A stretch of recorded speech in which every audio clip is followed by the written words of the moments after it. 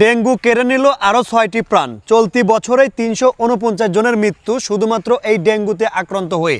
এই যে বছরটা চলতেছে, রানিংয়ে 349 জন মারা গেছে শুধুমাত্র ডেঙ্গুতে আক্রান্ত হয়ে। ভাইয়া, যারা আপনারা এই যে মশার কামড়টা অবহেলা করেন, বাসার পাশে বা রাস্তার পাশে যে আবর্জনা পরিষ্কার করেন না, বিশ্বাস করেন এই মশার কামড়েতেও আমাদের ডেঙ্গু হতে পারে।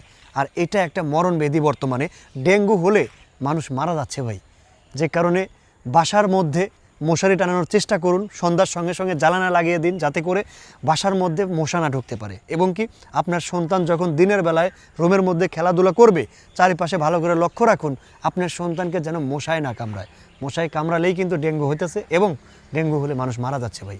আপনার সন্তান যে রুমে খেলাধুলা করবে সেখানকার চারপাশে পরিষ্কার রাখবেন, প্রয়োজনে কয়েল লাগিয়ে দিবেন আগে 1 ঘন্টা আগে, পরবর্তীতে তাকে সেই রুমে গিয়ে খেলতে দিবেন। কারণ আমরা জানি বাচ্চারা কয়েলের ধোঁয়াটা সহ্য করতে পারে না। বাচ্চাকে কি বলবো, আমি নিজেই কয়েলের ধোঁয়া সহ্য করতে পারি না।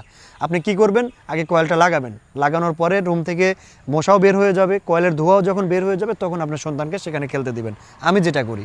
আর আমি রাত্রে সন্ধ্যার সঙ্গে সঙ্গে এবং কি আমি দিনের বেলাও চেষ্টা করি জানালা খোলা না রাখতে, এবং আমি জানালা সঙ্গে সঙ্গে বন্ধ করি সন্ধ্যার আগেই, এবং আমি মশারি টানাই। আমার বাচ্চাকে সবসময় মনিটরিংয়ের মধ্যে রাখি, ওকে মশা কামড়াচ্ছে কিনা।